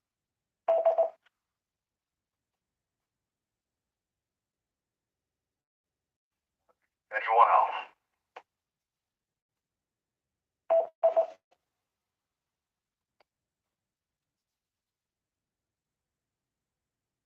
Sounds pretty quiet. I came across a component that I've never talked about before on the net here, or never really mentioned, and actually came across the component when looking at some of the schematics for the Yaesu FT991A, which we're going to look at here in a little bit. And the component, it's used in a couple different parts on that radio and in many other radios as well. And so what am I talking about? It's a rotary encoder.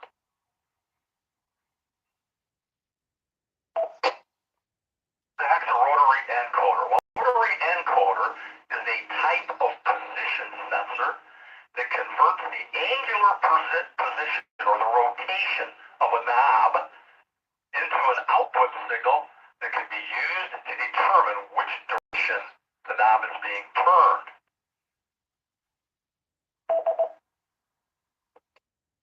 Rotary encoders are classified into two types, absolute and incremental. Now the absolute encoder reports the exact position of the knob in degrees, whereas the incremental encoder, it reports the number of increments the shaft has moved. Just a little side note here, this is for me.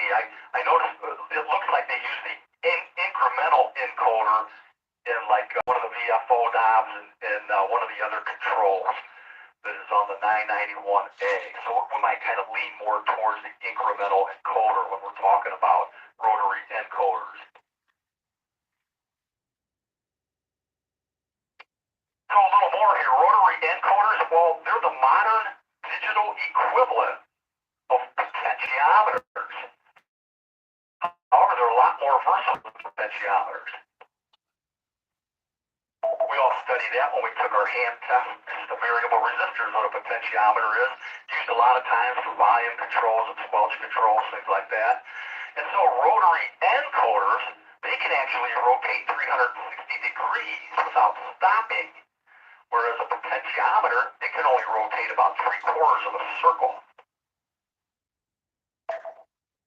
A lot of you probably noticed that by now, right? You know, some of your controls on your newer HF radios, you can rotate that thing all over the place. And so if you didn't know, it's not a potentiometer, you're actually rotating a rotary encoder. So potentiometers, well, they're used in situations where you need to know the exact position of the knob. However, rotary encoders, they're used in situations where you need to know the change in the position rather than the exact position. However, you can determine the exact position with the rotor. You need to do it through software, which is what they do in the radios. So how does a rotary encoder work? Well, basically, and by the way, there are lots of different kinds of rotary encoders. However, the very basic one, and I've seen it look like it was used in the 991A, inside the encoder, there's a slotted disc.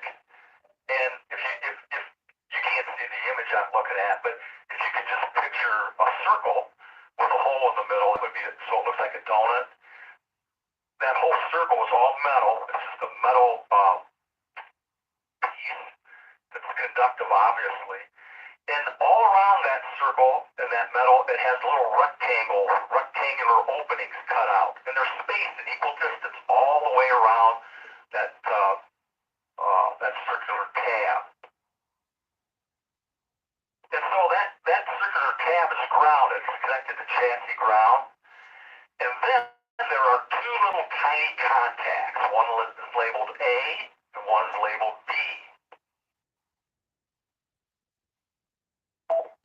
And so if you can see one of the little contacts, we'll call it the one labeled A, sits physically above the contact labeled B. And they're both in a picture, if you can see it, both of those tiny little contacts are located in the very first rectangular opening in that circular metal disc.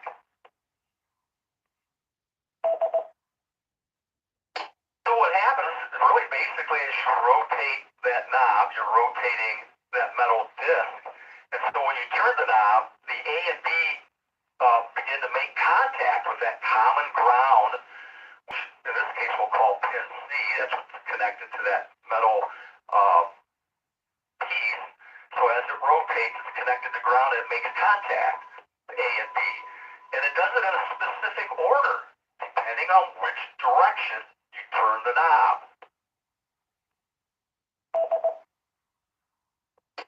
So when they make contact with common ground, there are two signals that are generated. These signals are 90 degrees out of phase, and that's because one pin makes contact with common ground before the other one does. And so it's just referred to as a quadrature encoding. So when the knob is turned clockwise, the A pin connects to ground before the B pin. When the knob is turned anti-clockwise, the B pin connects to ground before the A pin. So by monitoring when each disconnects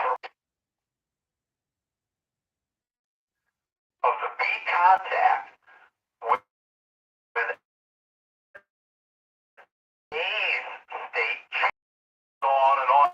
And you know, the processor or device can actually count the number of pulses coming from the switch, so it knows how far it's been turned. It can store digital location. It can tell how fast you're spinning the knob just by measuring the frequency of those pulses. And so a lot can be done with a rotary encoder as opposed to the old potentiometers. The fact that we now have everything's digital and deals with things in the digital world, why a rotary encoder is well suited to that.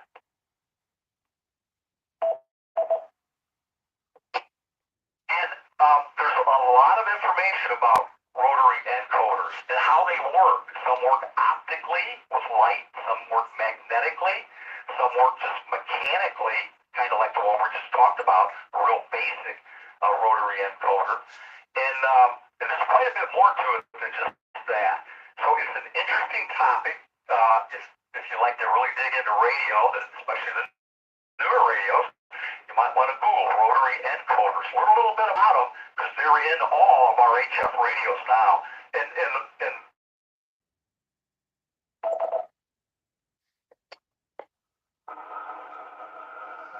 I'm working on it. a little more information on the rotary encoders that I thought was interesting. Bam. Unlike absolute encoders, an incremental encoder does not keep track, does not keep track of, nor do its outputs indicate the absolute position of the mechanical system to which it's attached. Consequently, to determine the absolute position at any particular moment, it is necessary to track the absolute position with an incremental encoder interface, which typically includes a bidirectional electronic counter. So that's, and that fits in well with microprocessors and the radios today.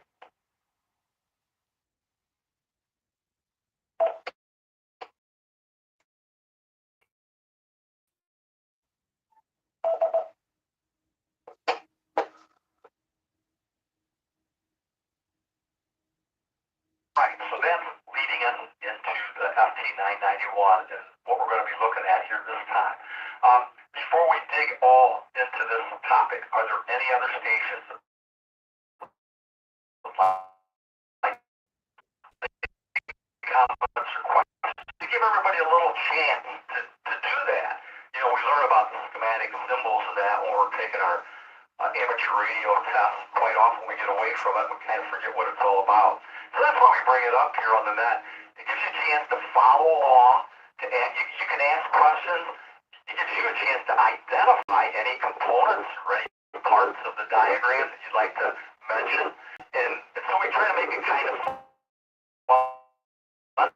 If you do you 1 point. You can earn 1 point just for any input or question or comment related to the specific diagrams that we're looking at. And that's at the end of 4 weeks. Whoever got the most points or has up to 4 points will win our well-deserved prize. Which, by the way, I have to mention, we have been given candy bars of your choice to whoever the winner was of the schematic diagram reading. But due to the warm temperatures and melting of candy when you ship it, we decided to change, and we're going to we'll give out a lotto ticket to whomever is the person with the highest score here for our technical diagram. So give you a chance to get a lotto ticket, and who knows, maybe you'll become a millionaire or whatever the grand prize is. So keep that in mind. No chocolate candy bars here. Maybe when we get back into the winter time, we'll switch gears back into that, but we'll see how the lotto ticket thing goes.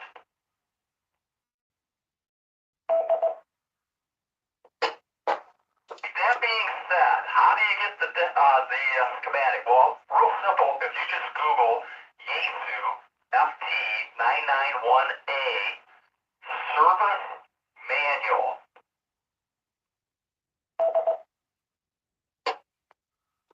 If you take a moment, you're able to punch that into Google, you'll get a list of all kinds of different locations where you can find a technic manual for the Yaesu FT991A.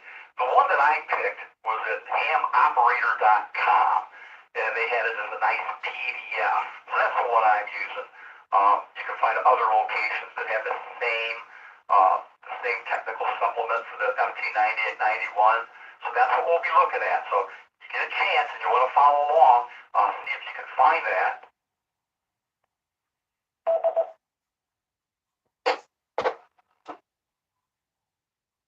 Everybody take their time. And I encourage everybody, even if you didn't get on the radio here to chime in, follow along and learn something, have a little fun. And again, don't hesitate to jump in here and set me straight. I'm not a user and do not have a Yaesu FT991A, but this is such a great opportunity for me to learn about the radio.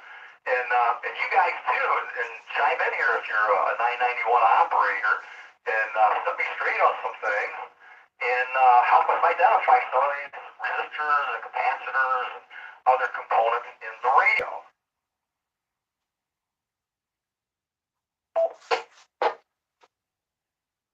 All right, well, hopefully some of you have gotten a chance and found the FT991A. It's labeled a supplemental technical document. It's actually the service manual, or at least the one that we can get our hands on for the FT991A. So hopefully some of you have found it.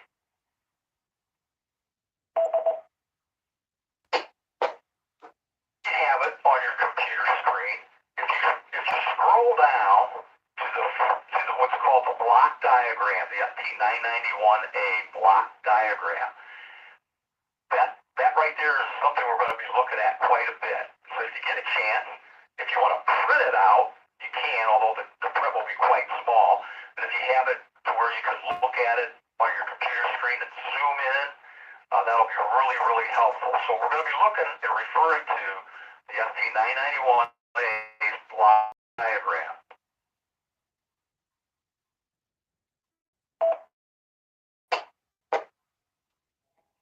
Now, along with that, the very next page is called the connection diagram. And so I would suggest having that handy or print it out. You can read that one pretty deep. It's tiny print too, but you can look at it on your computer screen and zoom in and zoom out if you choose to do that. Or again, if you can print it out, you can see the whole thing in one glance. Sometimes that's handy. So we're going to be using the block diagram as well as the connection diagram.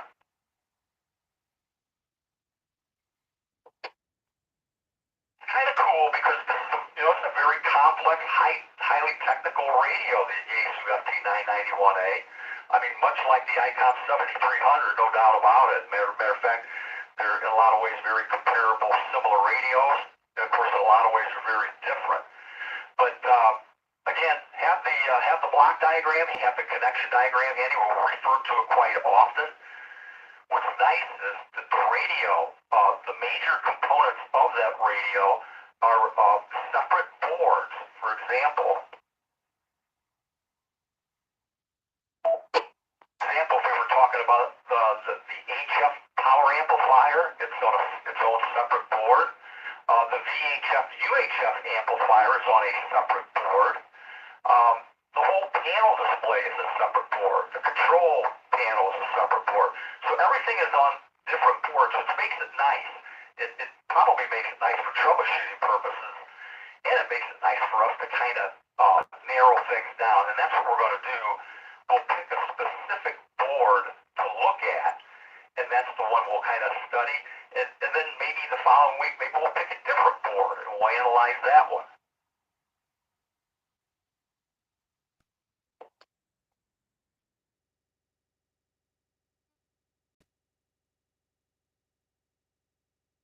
What's kind of cool, the connection diagram actually gives you a visual picture or drawing of how those boards are interconnected. And so you can see in the connection diagram the various jacks and plug numbers down those boards, and the various boards are all labeled. You see HFPA unit, the tuner unit, you see the scope unit for the spectrum analyzer scope. You can see the phase lock loop unit, digital signal processing units. You can see the TFT display. It's that nice, beautiful color display on the front of the radio. That's all visualized in that connection diagram drawing.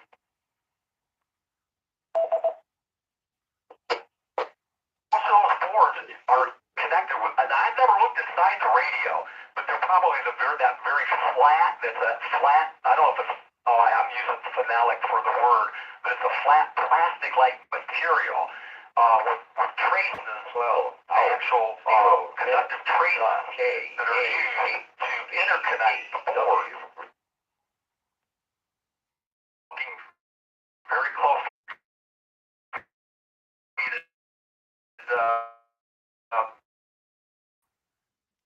Really just in 20, 40, and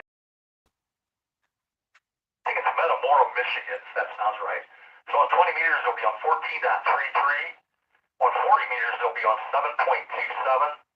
And on 80 meters, they'll be on 3.84 megahertz. And again, that's the Scouts up in Michigan.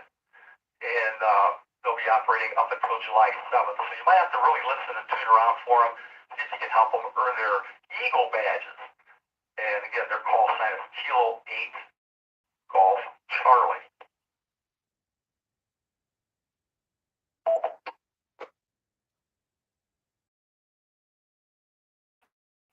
Keep checking that out. A lot of people have been having lots of fun with that. Let me see here when that ends.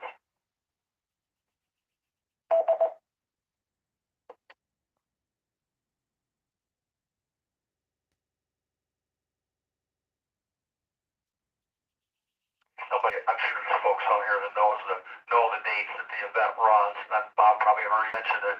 I don't have it right in front of me here. Oh, wait a minute. Here, yeah, we do. Okay, so July 1st until July the 7th. Or if you're looking at universal coordinated time, that'll run until July the 8th. And that'll be right at midnight. So we got a few days left here yet. Today's the 5th.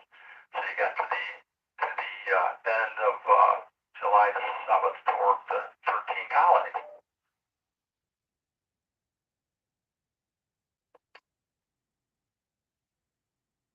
Probably big that I see coming up, there's the 1010 International Week Signal QSO Party on July 8th and 9th. The World Radio Sport Team Championship. That might be one interesting to look into there, the WRTC. That's also July 8th and 9th.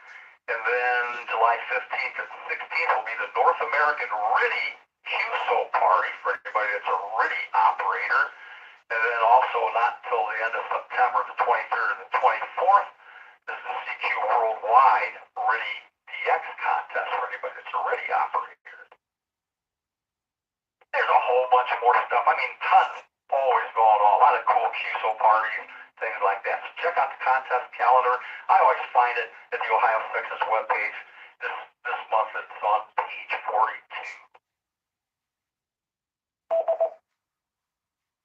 Right, before we close, I'd like to give everybody a chance here. Anybody have any announcements, any comments, absolutely anything you want to bring up on the net here before we close? And it doesn't have to be amateur radio, by the way.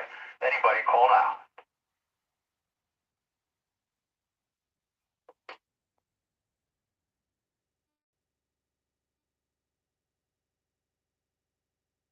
Maybe you. Dan, go ahead. Hey, Jeff, I just got to mention that a few of us are going to run down to Mansfield Saturday, and I've been down there a couple of times. That's a really nice chunk fest, and hopefully run into some of the guys down there. I'll have to have my KC8 PBU cap on so I'm recognizable. Thanks for doing the net, Jeff. KC8 PBU.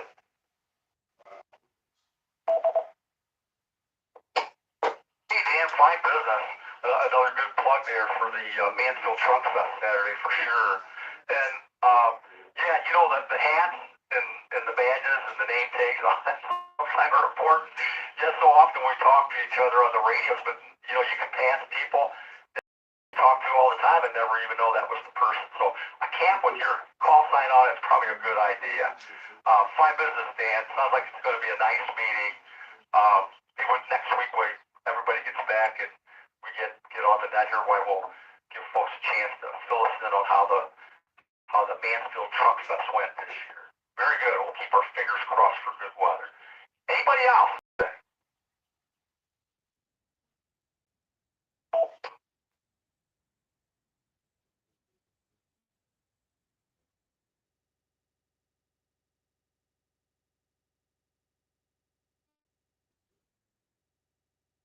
Okay, give everybody a chance to scratch your head and think if you want to say anything. All right, very good. Hey, don't forget Lenny's YouTube page. You can catch all the information that we just talked about right there. You can look at your signal. You can listen to it. He does a really nice job. He puts his equipment together, gives you a nice visual indication of what your signal looks like, and you can listen to it. You can actually hear what your audio sounds like through all the repeater network. All right, with that being said, let's get everybody thanked here this morning because you guys are really making a good net.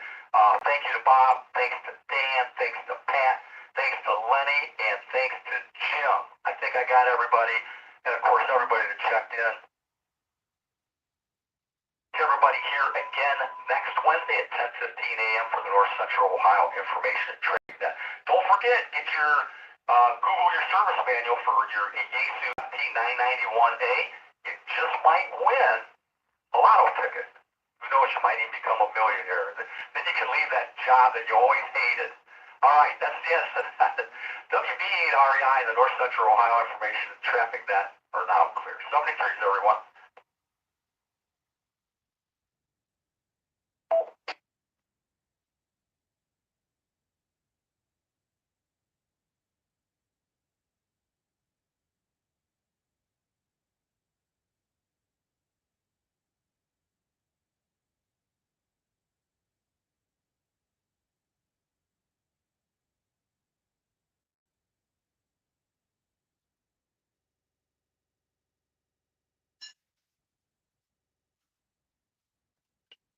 XLQ, clearing out YouTube.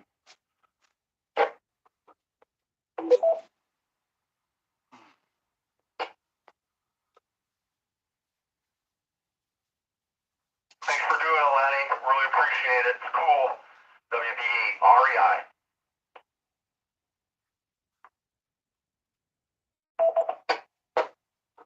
See you next week, gang. N8XLQ.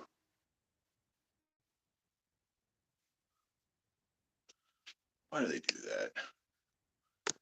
I'm absolutely done. Yes.